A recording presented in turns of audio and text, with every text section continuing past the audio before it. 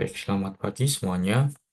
Kenalkan, nama saya Muhammad Syah Ramadan, atau biasa dipanggil Rama. Pada kesempatan kali ini, saya akan menjelaskan tentang struktur primer akar. Dan materi ini saya ambil dari buku Raven Biology of Plants, tepatnya dari bab 24 yang berjudul The Roots, Structure, and Development. Oke, kita mulai dari tiga sistem jaringan pada akar pada tahap pertumbuhan primer.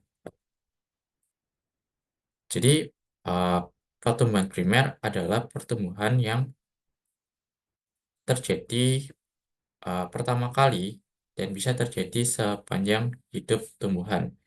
Dan pertumbuhan primer ini akan menambah panjang dari tumbuhan, baik itu panjang pucuk maupun panjang akar. Nah, semua organ pada tumbuhan, baik itu akar, batang, dan daun, itu tersusun atas tiga sistem jaringan, yaitu sistem jaringan dermal yang berwarna biru muda, yang merupakan lapisan terluar dari organ. Kemudian ada sistem jaringan vaskular yang berwarna ungu pada gambar sebelah kanan, yang merupakan jaringan pengangkut. Kemudian eh, yang ketiga adalah sistem jaringan dasar yang berwarna kuning, kuning pada gambar sebelah kanan, yang merupakan jaringan selain dermal dan vaskular. Nah, pada akar, contoh sistem jaringan dermal adalah jaringan epidermis. Lalu contoh jaringan dasarnya atau ground tissue-nya adalah jaringan korteks. Dan contoh sistem jaringan vaskularnya ya jaringan vaskular itu sendiri, yaitu ada xilem primer dan ada floem primer. Nah, eh, pada sebagian besar akar, jaringan vaskular itu membentuk silinder yang padat. Oke, mungkin kita lihat gambar 2410 terlebih dahulu ya. Nah, jadi pada sebagian besar akar, eh, jaringan vaskularnya, kita lihat yang gambar D ini, itu membentuk eh, jaringan vaskular yang padat. Artinya isinya adalah jaringan vaskular semua. Kalau kita lihat di sini, silemnya yang berdinding tebal dan berdiameter lebar ini mengisi hampir seluruh eh, jaringan atau silinder vaskular yang ada di akar.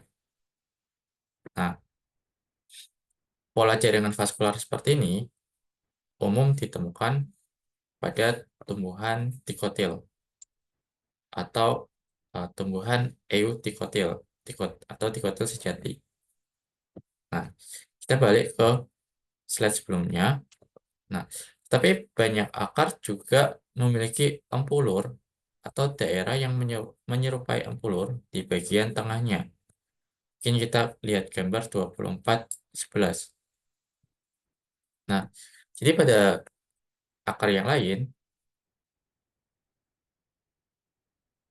bagian tengahnya itu diisi oleh empulur. Empulur itu tersusun atas sel-sel parenkim.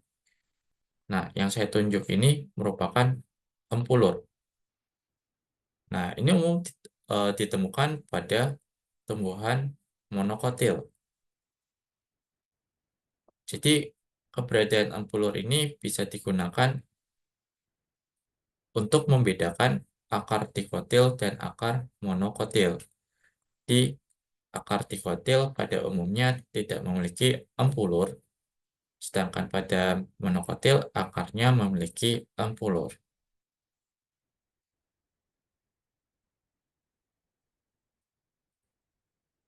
Nah, oke. Pada slide selanjutnya kita akan melihat struktur akar dikotil dan akar monokotil dengan lebih detail. Kita mulai dari struktur akar dikotil atau eudikot terlebih dahulu. Nah, di sini diambil contoh dari akar dikotil yang bernama buttercup atau ranunculus. Oke, kita mulai dari overall view-nya, keseluruhannya pada akar dewasa. Nah, jadi pada akar dikotil dewasa yang masih dalam pertumbuhan primer, jaringan terluarnya adalah epidermis yang merupakan bagian dari sistem jaringan dermal. Kemudian pada area tengahnya itu diisi oleh jaringan korteks yang sangat luas yang merupakan atau termasuk ke dalam jaringan dasar. Lalu di tengahnya diisi oleh vaskular silinder. Vaskular silinder ini bisa disebut juga silinder pusat atau bisa disebut juga stele. Nah, vaskular silinder ini merupakan sistem jaringan vaskular pada akar. Nah, kemudian kita lihat perbesaran akar bagian luar. Nah, jika struktur anatomi akar diperbesar di bagian luarnya, maka di sini terlihat adanya jaringan epidermis, lalu di bawah epidermis ada jaringan eksodermis. Nah, eksodermis ini sebenarnya masih bagian dari korteks.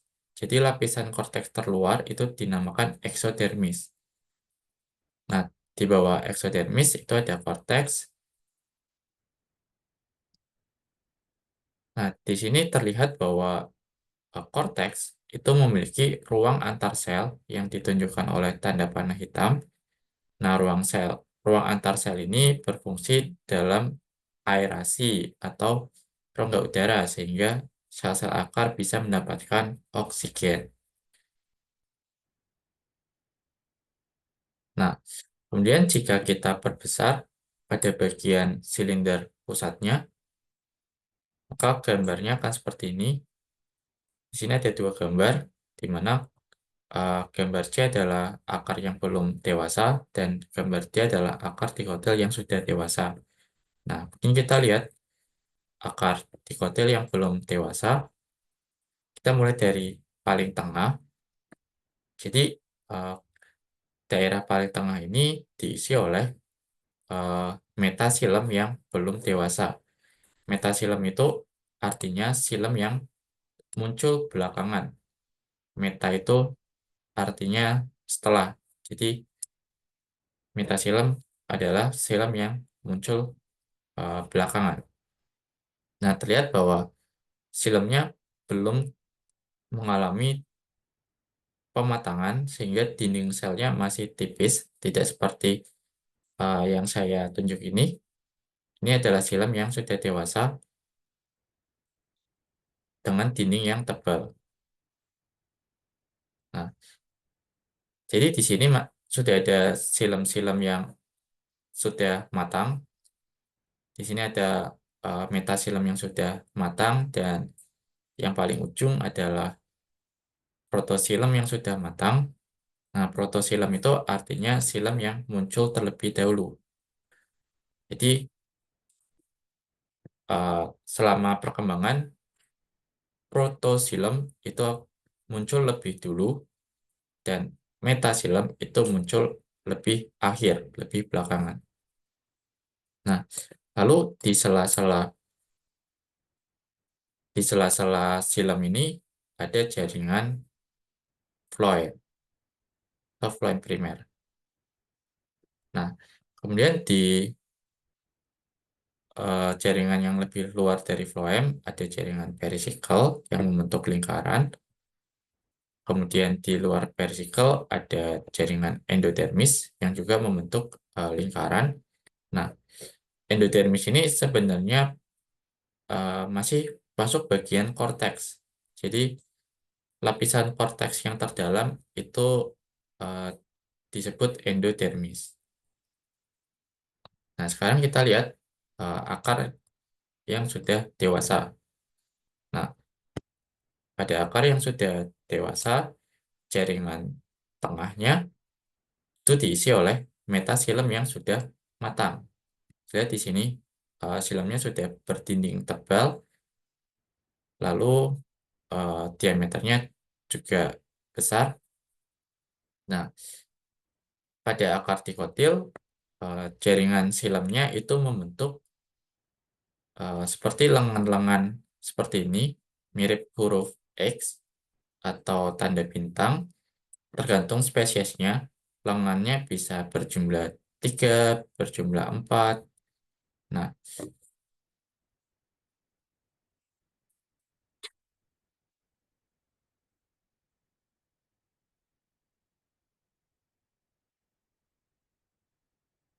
jadi di sela-sela lengan silam ini ada phloem primer ya. Lalu di luar phloem primer ada versicle dan di luar versicle ada endodermis. Oke, itu untuk struktur akar eotikot. Nah, sekarang kita lihat struktur akar monokotil. Kita lihat overall view-nya ya. Nah, sebenarnya eh, jaringan-jaringan yang ditemukan pada akar monokotil itu sama seperti yang ditemukan pada akar dikotil. Jadi jaringan terluar itu diisi oleh epidermis, kemudian jaringan yang di bawahnya, yang tengah ini diisi oleh korteks, dan yang paling tengah itu diisi oleh silinder pusat. Nah, kalau kita perbesar, bagian terluar dari akar itu juga sama ya, ada jaringan. Juga sama seperti di kotil, ada jaringan epidermis yang merupakan lapisan terluar, kemudian di bawahnya ada eksodermis yang merupakan bagian korteks yang paling luar, dan di sini ada korteks dengan ruang antar sel, seperti yang ditunjukkan oleh tanda panah hitam. Nah, di sini juga diperlihatkan rambut akar yang berfungsi untuk memperluas area penyerapan, dan sebenarnya pada tumbuhan dikotil tadi ada juga rambut akar, cuman tidak diperlihatkan di sayatannya ya. Nah, lalu kalau kita perbesar bagian silinder pusatnya, di sini ada dua gambar. Yang C itu eh, akar yang belum matang, dan yang D adalah akar yang sudah matang atau dewasa.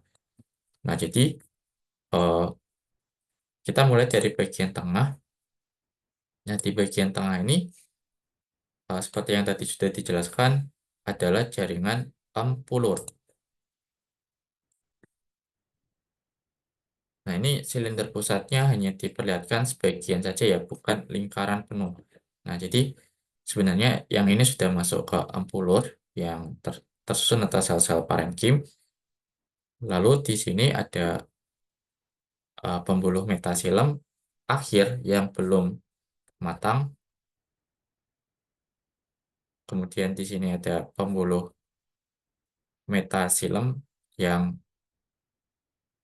sudah matang, metasilem awal yang sudah matang, yang lebih kecil. Lalu di lebih luarnya lagi ada protosilem atau kutub protosilem yang lebih kecil lagi diameternya. Nah, sekali lagi, protosilem itu adalah silem yang muncul lebih dulu, metasilem adalah silem yang muncul belakangan. Nah, kemudian di antara silem ini ada floem primer, lalu di luarnya ada versicle, dan di luarnya lagi ada endodermis. Nah, kemudian kita lihat akar monokotil yang sudah matang. Jadi ya strukturnya sama aja, di tengah ada pembuluh, kemudian ada pembuluh metasilem yang pembuluh metasilem akhir yang sudah matang, kemudian di sini ada pembuluh metasilem awal yang juga sudah matang dari tadi, kemudian ada protosilem, lalu di antaranya ada flaim primer, sebelah flaim sebelah luar flaim primer ada versicle, dan sebelah luar versicle ada endodermis. Nah, jadi sekali lagi eh, perbedaan monokotil dan dikotil, kalau pada dikotil tadi pembuluh silemnya berada di tengah dan membentuk lengan-lengan, tonjolan-tonjolan itu seperti huruf X. Nah, kalau pada monokotil, jaringan silemnya atau pembuluh silemnya itu membentuk lingkaran seperti ini ya. Jadi tersusun melingkar. Nah, kalau kita lihat perbesarannya ini hanya ditunjukkan sebagian aja ya, tapi sebenarnya ini melingkar.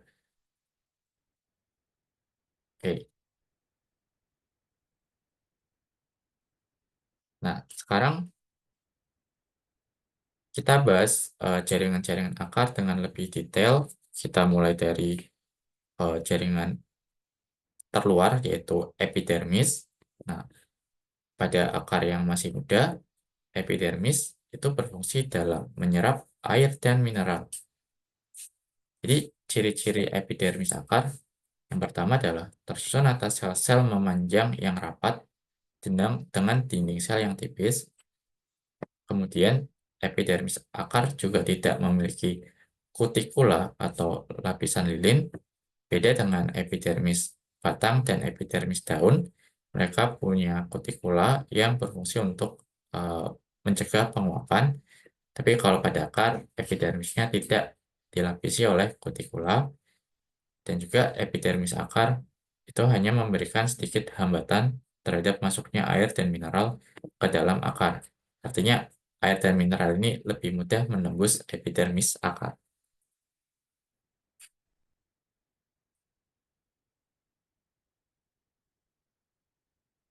Nah, pada akar yang masih muda, epidermis ini uh, dilengkapi oleh rambut akar.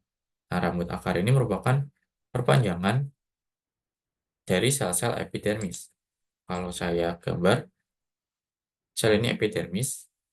Nah, tonjolan epidermis ini merupakan rambut akar. Nah, fungsi dari rambut akar ini adalah meningkatkan area permukaan penyerapan. Nah, contohnya, contoh gambar rambut akar seperti ini ya. Misalkan pada gambar A, di sini terlihat jelas secara makroskopis rambut rambut akar yang tumbuh dari akar kecambah radish. Nah, kalau di sini juga terlihat adanya rambut-rambut akar. Nah, rambut akar itu sebenarnya umurnya pendek, jadi eh, matinya cepat. Cuman eh, dihasilkannya juga cepat. Jadi rambut-rambut akar yang mati itu langsung diganti dengan rambut-rambut akar yang baru. Jadi ya akan tetap tersedia rambut akar sepanjang pertumbuhan primer akar. Nah, pembentukan rambut akar itu terjadi tepat di belakang zona elongasi sel. Nah, mungkin saya jelasin terlebih dahulu zona-zona pada akar, primer. Jadi, eh, akar itu dibagi menjadi 3 zona. Kita mulai dari yang bawah. Eh, Bagian bawah itu merupakan zona cell division atau pembelahan sel, karena di sini ada meristem apikal yang berfungsi untuk menghasilkan sel-sel baru dengan aktif membelah. Lalu di atasnya ada zona elongasi yang merupakan zona pemanjangan sel yang dihasilkan dari meristem apikal, dan baru pada zona yang paling atas ada zona diferensiasi atau pematangan. Nah, di sini baru terbentuk jaringan-jaringan yang sudah dewasa termasuk rambut akar. Jadi rambut akar terbentuk tepat di belakang zona elongasi sel atau sudah masuk ke zona diferensiasi.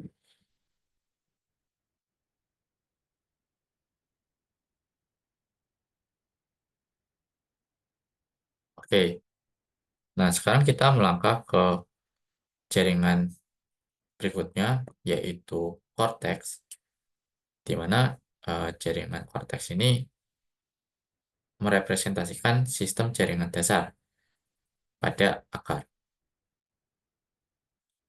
Nah, eh, sel-sel korteks pada umumnya itu mengandung organel plastida yang bertugas untuk menyimpan pati.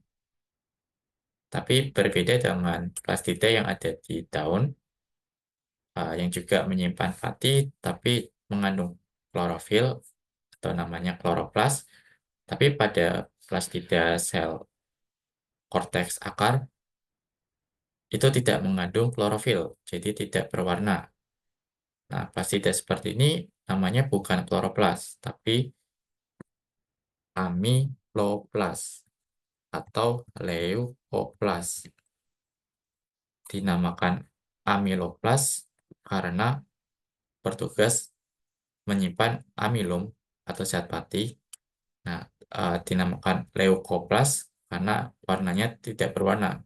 Leuko itu artinya putih. Nah, jadi selain bertugas untuk penyimpanan cadangan makanan, sebenarnya eh, korteks itu juga berfungsi untuk aerasi ya, untuk eh, aerasi sel-sel akar karena jaringan korteks itu mengandung ruang antar sel.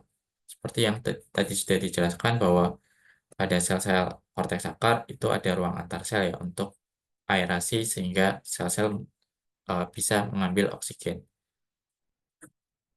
Nah, pada banyak tumbuhan air dan lahan basah, ruang antar selnya ini menjadi sangat besar sehingga terbentuk aerin kim.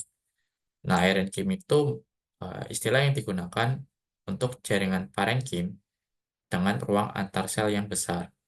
Nah, jadi aerin kim ini merupakan ciri-ciri dari akar tumbuhan air dan juga tumbuhan yang hidup di lahan basah. Karena air itu memiliki sedikit oksigen dan juga lebih susah diambil oleh sel-sel akar dibandingkan oksigen dari udara. Jadi untuk eh, akses oksigen atau akses gas yang lebih besar, maka jaringan atau ruang antar selnya juga diperbesar pada akar eh, tumbuhan air. Nah, tumbuhan lahan basah juga begitu. Jadi pada lahan basah, tanah yang seharusnya ada rongga-rongga udara itu terisi oleh air. Jadi akar tanaman lahan basah juga harus memiliki air kima ya supaya aerasinya tetap terjaga.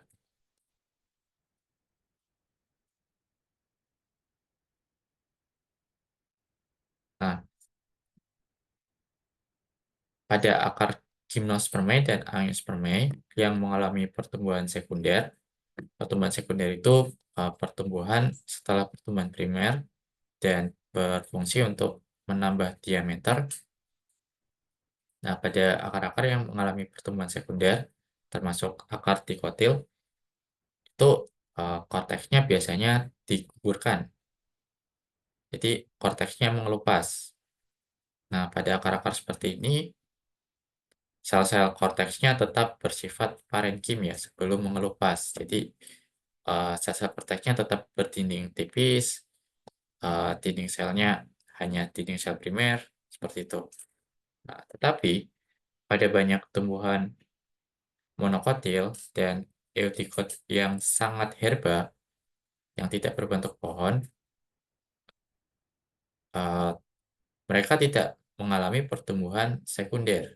Jadi, akarnya tersusun atas jaringan primer seumur hidupnya. Nah, pada akar yang seperti ini, konteksnya dipertahankan sepanjang umur akar, tidak mengelupas.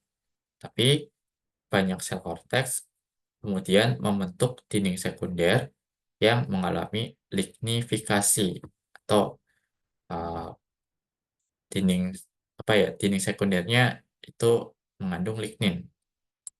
Nah, mungkin fungsinya untuk memperkuat akar ya, karena kan tidak memiliki pertumbuhan sekunder kan. Kalau akar-akar yang memiliki pertumbuhan sekunder kan akarnya jadi berkayu, jadi kuat.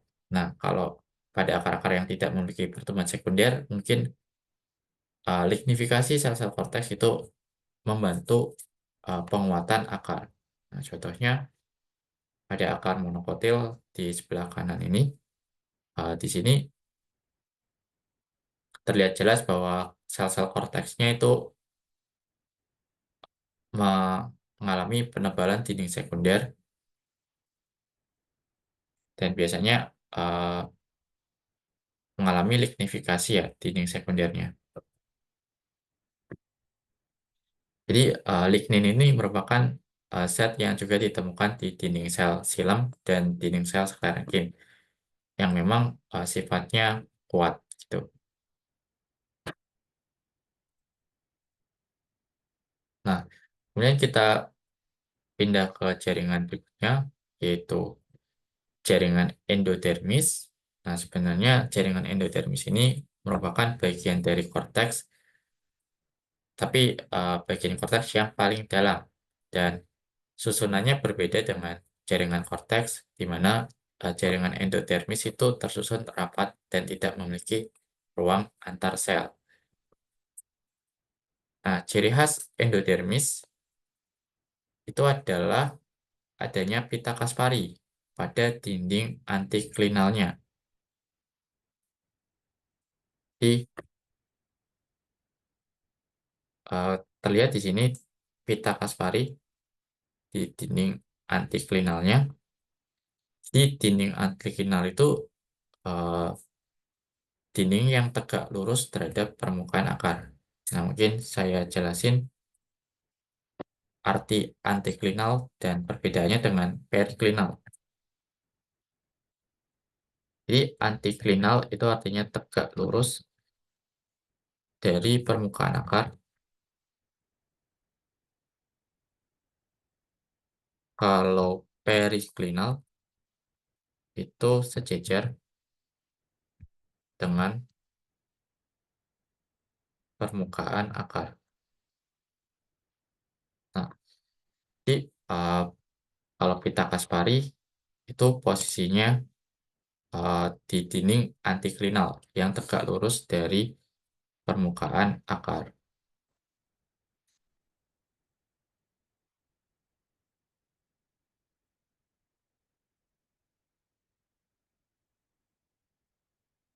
Oke, jadi pita Kaspari ini merupakan penebalan dinding sel endodermis, tapi bukan sekedar penebalan saja, tapi merupakan bagian integral yang membentuk pita dari dinding primer dan juga lamela tengah. Lamela tengah itu eh, kalau saya gambar, misalnya ini eh, dinding sel tumbuhan, ini dinding sel tumbuhan. Nah, lamela tengah ini yang ada di sini. Nah, jadi eh, pita Kaspari itu mencakup dinding sel primer dan juga lamela tengah.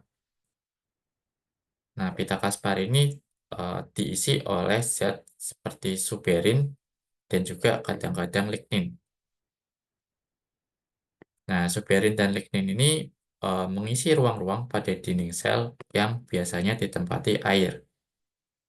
Jadi, eh, ruang-ruang yang diisi suberin dan lignin pada akhirnya tidak bisa dilewati oleh air.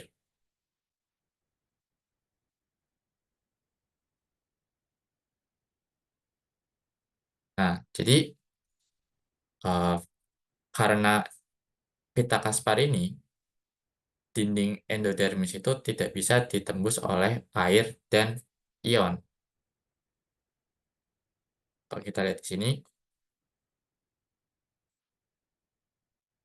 pergerakan air dan mineral secara apoplas itu melewati dinding sel itu tidak bisa terjadi pada dinding sel endodermis. Nah, jadi mau nggak mau, air dan mineral ini harus melewati protoplas atau bagian sel dari sel endodermis. Nah, jadi yang tadinya dari dinding sel harus nembus membran sel kemudian masuk ke protoplas endodermis atau memang dari awal sudah melewati area sitoplasma melalui jalur simplas. Jadi jalur simplas itu aliran air dan mineral yang melewati sitoplasma lalu melewati celah antar sel tumbuhan yang dinamakan plasmodesmata. Nah, jadi bisanya jalur ini ya, jalur simplas sama jalur yang uh, menembus membran.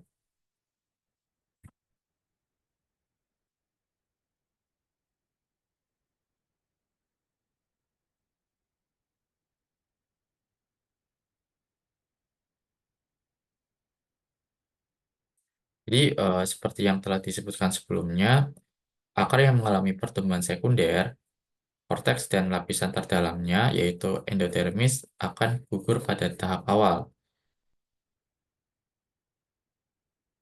Nah, meskipun akar-akar yang lebih tua masih dapat menyerap air dan mineral, tapi sebenarnya fungsi utamanya adalah mengangkut air dan mineral yang diserap oleh akar-akar yang lebih muda yang terhubung dengannya. Jadi, akar-akar tua ini kan apa namanya masih terhubung dengan akar-akar yang lebih muda. Nah, akar-akar yang lebih muda ini bertugas menyerap air dan mineral, terus air dan mineral ini diangkut ke akar-akar yang lebih tua. Nah, akar-akar yang lebih tua membantu pengangkutan air dan mineral.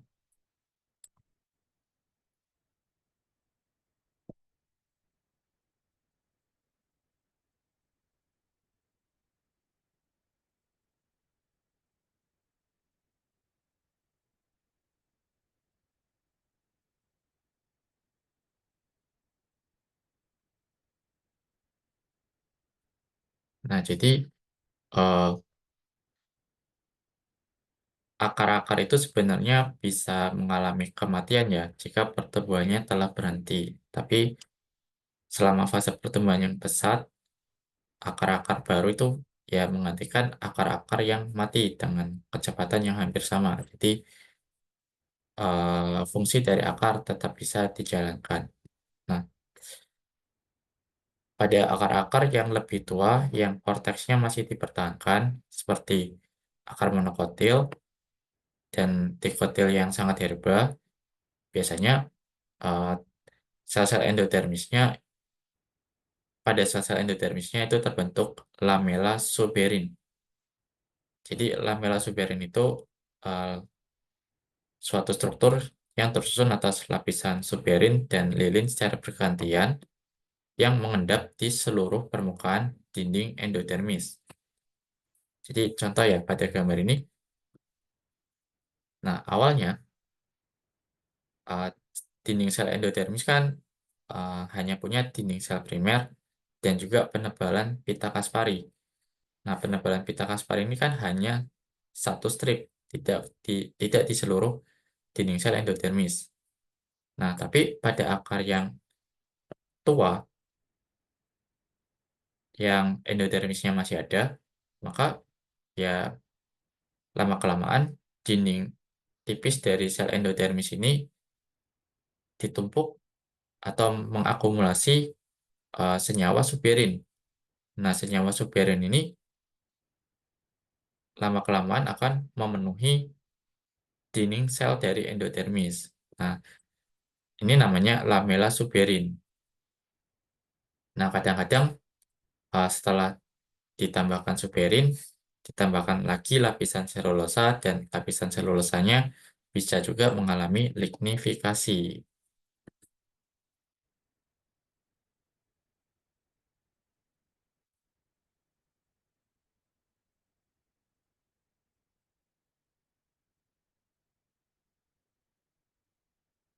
Nah, jadi di sini contoh gambar lamela suberin dari sel-sel endodermis akar squash. Squash itu kalau nggak salah labu ya. Nah, akar labu. Nah, di sini dinding sel endodermis akar labu itu sudah dipenuhi oleh lamela suberin.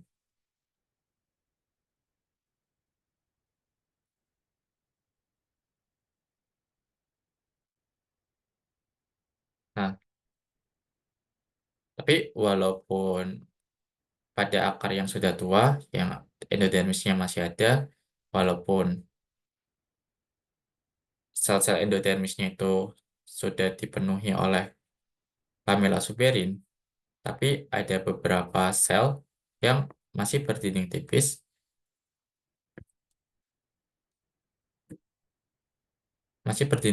dan juga masih mempertahankan pita Kasparinya. Nah, sel-sel seperti ini disebut facet cell. Kita lihat ya.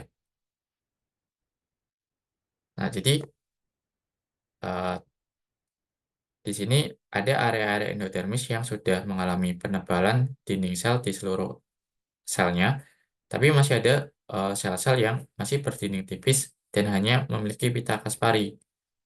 Nah, ini namanya facet cell, dan biasanya letaknya berdekatan dengan kutub protosilam.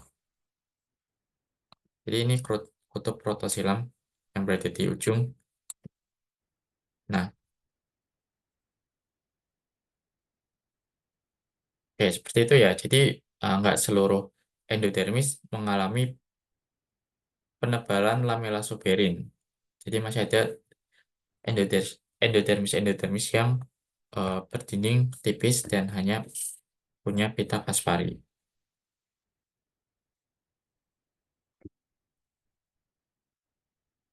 Nah, pada beberapa spesies, eh, pasat selnya itu masih bisa bertahan lama, tapi pada spesies yang lain, eh, pasat sel pasat selnya itu pada akhirnya bisa mengalami suberinisasi dan mengendapkan selulosa tambahan. Jadi nanti seluruh endodermisnya ya full penebalan dinding sekunder pada beberapa spesies.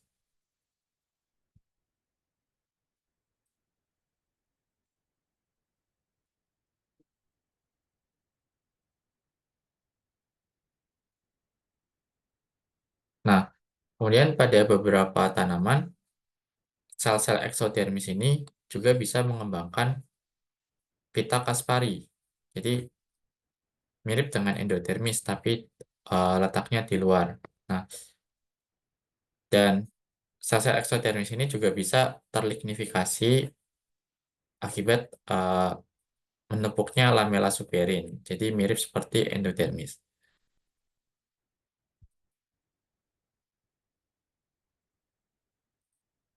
Nah, dinding sel eksodermis yang mengalami suberinisasi itu berfungsi untuk mengurangi kehilangan air dari akar ke tanah. Karena kan suberin itu sifatnya kedap air kan.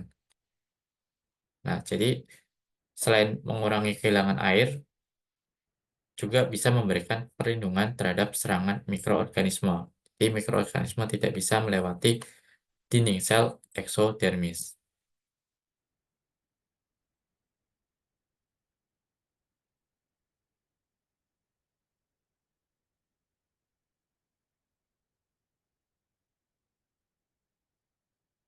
Oke,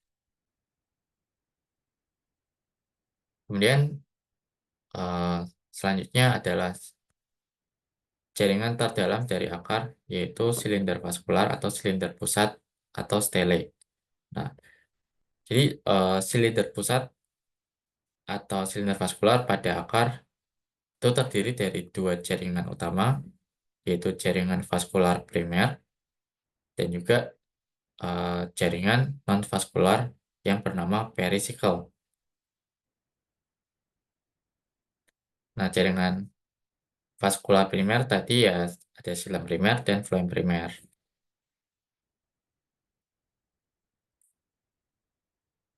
Nah, itu silinder vaskular ya. Jadi endodermis itu tidak termasuk silinder pusat. Jadi endodermis masuk ke eh, korteks karena masih bagian dari korteks. Nah, walaupun perisikal ini dianggap sebagai apa namanya, maksudnya perisikal ini dianggap sebagai bagian dari silinder pusat, walaupun dia bukan jaringan vaskular, karena perisikal itu sama-sama berasal dari prokambium. Nah, mungkin saya jelaskan sedikit apa itu prokambium. Jadi, prokambium itu merupakan salah satu jaringan embrionik di prokambium, terus ada ground meristem, dan protoderm. Nah, ketiga jaringan ini merupakan jaringan embrionik yang nantinya akan menghasilkan sistem jaringan pada akar, di mana protoderm itu menghasilkan sistem jaringan dermal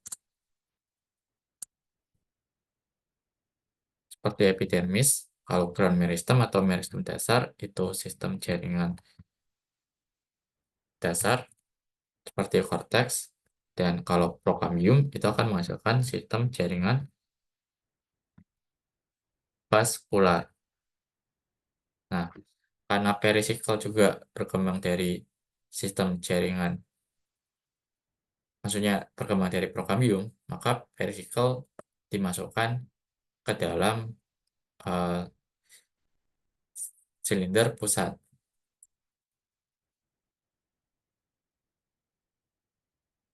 Nah, di apa fungsi dari perisikal? Nah, perisikal itu eh, berfungsi utamanya adalah untuk membentuk akar lateral. Akar lateral itu akar yang tumbuh bercabang dari akar utama. Jadi misalnya akar utama, dan di sini ada muncul cabang-cabang. Nah, ini akar lateral. Nah, akar lateral ini dihasilkan dari diferensiasi perisikal. Nah, selain membentuk akar lateral, perisikal juga membentuk kambium vaskular dan juga membentuk kambium gabus selama pertumbuhan sekunder. Nah, nanti ini dibahas di bab lain ya, kambium vaskular dan kambium gabus, tepatnya di bab pertumbuhan sekunder akar. Dan sel-sel perisikal ini mengalami proliferasi membentuk lebih banyak sel perisikal supaya sel-sel perisikal yang sudah berdiferensiasi itu bisa digantikan dengan sel-sel perisikal yang baru.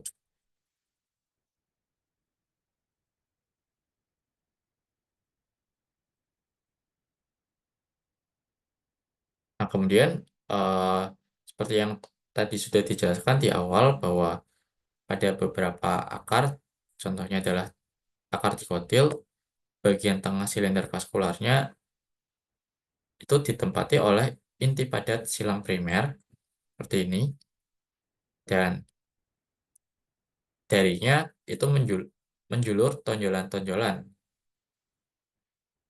dan tonjolan-tonjolan ini jumlahnya berbeda-beda, bisa 4, bisa 3, dan seterusnya. Dan di antara tonjolan-tonjolan ini terdapat berkas-berkas floem primer. Nah, tipe silinder pusat seperti ini yang terdapat pada akar dikotil itu disebut tipe protostele karena di tengahnya tidak ada empulur.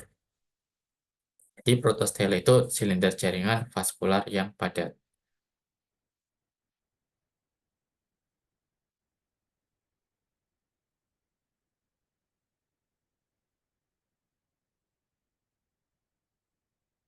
Nah, kemudian elemen silem pertama yaitu protosilem yang matang pada akar terletak di dekat perisikl.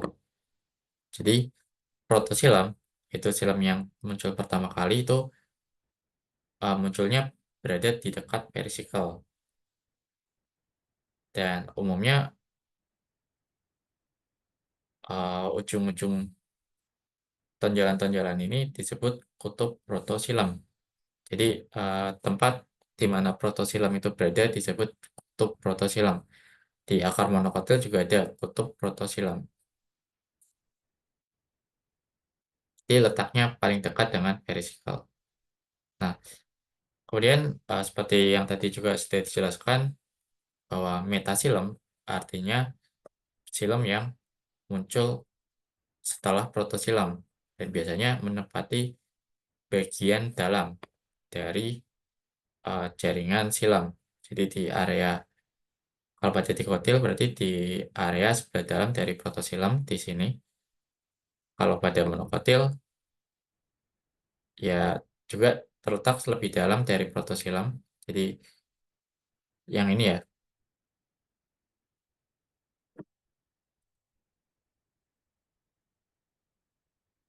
Nah, akar beberapa angiospermae baik eutikotil maupun monokotil itu memiliki empulur atau daerah mirip empulur.